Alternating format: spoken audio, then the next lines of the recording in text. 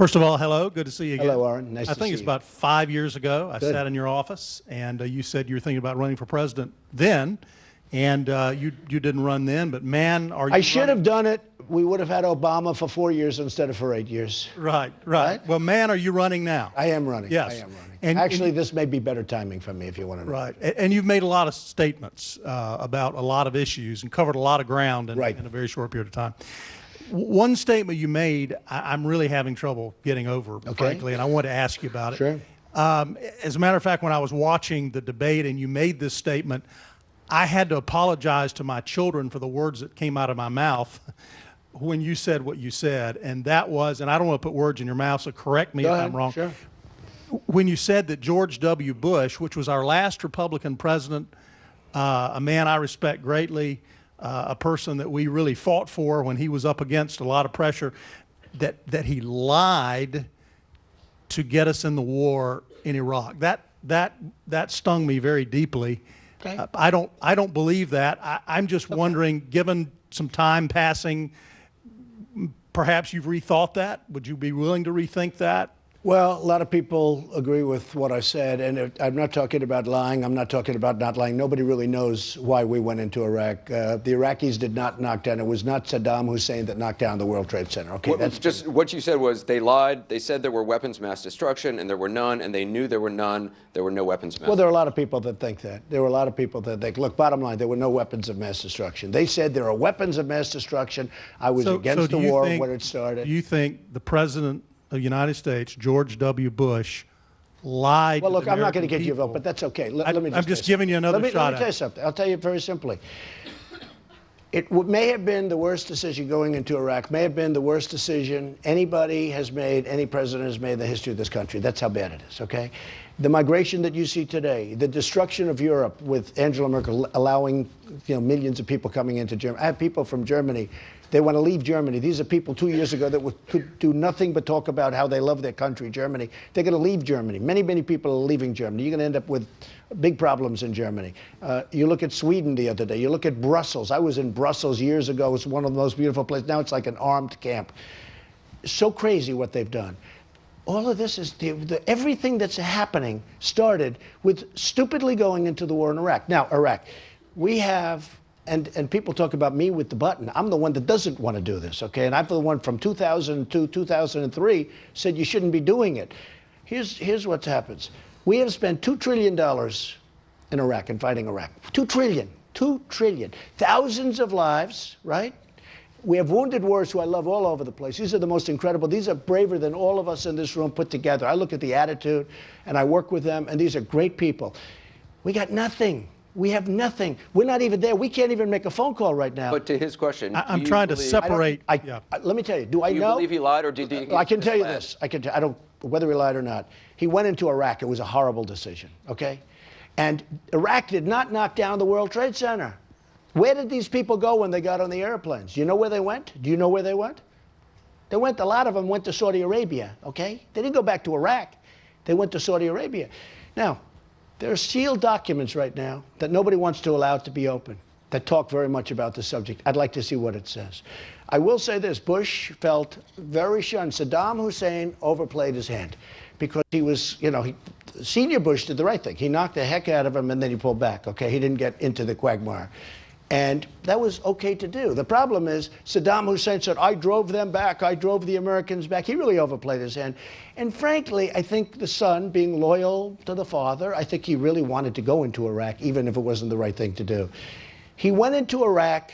He started something that destroyed the Middle East. And I said, don't go in because you're going to ruin the balance in the Middle East. You're going to have a total imbalance. You're going to have Iran taking over Iraq. Everything I said turned out to be true. Iran is now taking over Iraq. And they wanted to do it for years and years and years. They're going to walk in. So not only do we make a horrible, horrible deal where we're giving Iran $150 billion, we got nothing for it. We get our prisoners back. They should have been given back to us 3 years ago, 4 years ago. We shouldn't have even started negotiating until we got our prisoners back, and we would have had it that way. But here's the problem. So we make all bad deals. The war in Iraq started the whole destabilization of the Middle East. It started ISIS, it started Libya, it started Syria. That was one of the worst decisions ever made by any government at any time. in all fairness, Bush made the decision. Just one thing. And Barack Obama, as bad as he is, and he's bad, but he got us out the wrong way. He should have left people there, and he should have done it differently, and he shouldn't have said, we're getting out at a specific time. He gave a specific date, as you know, to get out. So bad. So bad. Just to his question, I'll go one more chance. Either you believe he either lied or did not lie. Are you willing to say what? I don't know what he did. I just know it was a terrible mistake. So was it a mistake for you to say in that debate that you thought he lied? I'd have to see the exact word. Look, I don't know. I would probably say that something was going on. I don't know why he went in. I don't know why he went in. Because, honestly, there was no reason to go in. They didn't knock down the World Trade Center. It wasn't Iraq that knocked it down. So you would not say again that George W. Bush lied? I don't know. I can't tell you. I mean, I'd have to look at some documents. Okay, I want you to meet Craig Caldwell. Okay, so look, Donald, you can't be wishy-washy on stuff like this, okay? One minute you say Bush lied, they knew there was no weapons of mass destruction, they lied us into war in Iraq. And then the next minute it's looking like maybe you are controlled by special interests who called you up and said, hey, Donald, what's going on, Mr. Trump? I thought we had an agreement.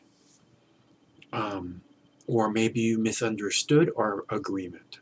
So I don't know if that's what's going on here, or if, you know, if Trump saw my video which said, you know, Donald Trump must be asked this one question about whether George Bush should be prosecuted for the deaths of all the people that he sent, all the Americans that he sent to war in Iraq, that he rushed to war in Iraq based on lies.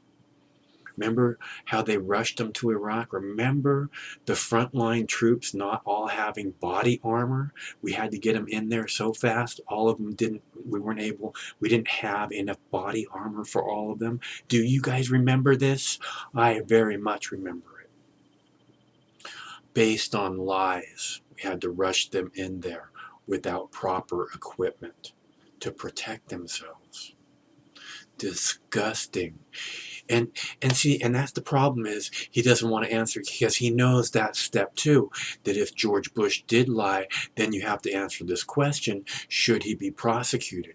Should George Bush be prosecuted, Donald Trump? For it's easy to answer, Trump.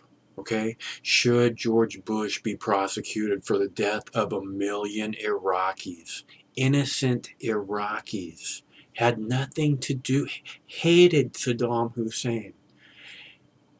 And George Bush and his cronies murdered 1 million of them to make money. To make money. To be able to war profiteer for generations to come by destroying the Middle East. Just like Donald Trump said in this clip right here. They wrecked the Middle East so that they could profiteer for generations to come on the anger and the frustration and the death of innocent people. That's who. So it's an easy question to answer, Donald. You say, of course George Bush should be prosecuted. It'll never happen, but of course he should be. Because it'll never happen because there's laws in the United States against a president being prosecuted for his actions while he was a sitting president. You can't prosecute in this country. And nobody's going to hand him over to the international court. And I don't think he's traveling abroad anytime soon. Or Dick Cheney, for that matter. But of course, it's easy. Everyone knows. You can look at international news anywhere, and there's people who want him sent to the criminal court, to the Hague. So it's an easy question. You don't have to be threatened by it.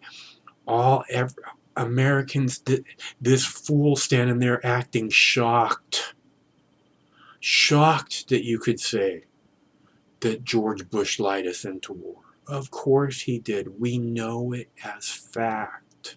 We all know it as fact. Oh, we don't want to come in the form of a mushroom cloud. Just complete bullshit. Joe Wilson was running around pulling his fucking hair out saying they're lying about uranium. They're lying about aluminum tubes. Everyone knows. They knew then that they were lying.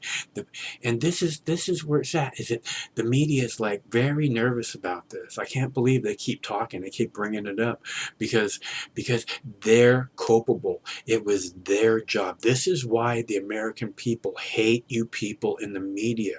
You want to act like you don't know if George Bush lied us into. How can you not know? It's your job. It's blatant. The whole fucking world knows. And you want to act like, oh, we don't know. Here's this moron. Let him act fucking like he doesn't know either if George Bush lied. And he acts outraged about what you said. Because that makes sense, to bring an outraged idiot in on the debate about who should be the president. Right, Anderson? Okay? People hate you because you lied us. You media people, they hate the Congress because they lied us into war. They continue to lie us every day into war and to sell our rights away. Okay, the people, they like you, Donald, because you're not answering to anybody, or are you? You're funding yourself. You don't have to answer to anybody, right, Donald? It's easy. You don't have to run away from a question about whether Bush should be prosecuted or not. You just say, yes, of course he should. It's never going to happen, but of course he should be. Really easy to answer question. Just so you know. Okay, so if you guys want to see this Donald Trump town hall, or the Bernie Sanders town hall from earlier, or the Hillary Clinton section of the Bernie Sanders town hall, you have to go to the Alternate Mox News YouTube page, which is a new Alternate Mox News YouTube page, because the one where I was posting the debate and everything last week got a copyright violation for the CBS debate, because I guess these network fucking conglomerate TV channels believe that there is no such thing as fair use or something. I don't know. But if you'd like to see the full Donald Trump town hall, the full Bernie Sanders town hall, there is a clickable link in the text body of this video. Right below the video, there's a little box that says show more. It says Alternate Mox News YouTube page. Click here. Easy to get to. And there you will find Bernie Sanders, Hillary Clinton, Donald Trump extended town halls from this evening. So I hope you make it there. There's also a clickable link to Help Mox News. I apologize to the people who are upset that I'm asking for help. Okay, again, you know, I don't come out here and ask you to make my car payment, my house payment, my $50 a month cell phone payment. I don't have those things. I don't have a car. I don't own a home. I don't have a $50 a month contract on my cell phone. My cell phone costs $10 a year. Okay, I'm asking you to buy lunch. I would be super duper generous of you. I really enjoy lunch. It makes a big difference in my world. And so you guys understand, if I don't ask, no one contributes anything. If I ask, I get this little trickle that means the world to me, and it makes it so that Mox News can continue. Okay, I made 3 videos asking, at the end of them, asking for help, you know, contributions. Yesterday, I got 1 donation for $3. Thank you so much. It's so much better than not getting anything. The monks exist by begging. We think of begging as kind of a bad thing. Begging in this tradition is a good thing. It's a sign of spiritual purity. You're not allowed to beg tomorrow's lunch today. Only today's lunch. Then you can't eat from noon until dawn the next day. Then you have to go out and get another lunch. And then in exchange for lunch, you give a lecture. Unless they say we don't want to hear about it, then you don't. But that's the only thing but that forces you to interact with the lay community. And if you're not serving them, if you're not doing something useful for them, they won't put anything in your bowl, and that will be the end of your community.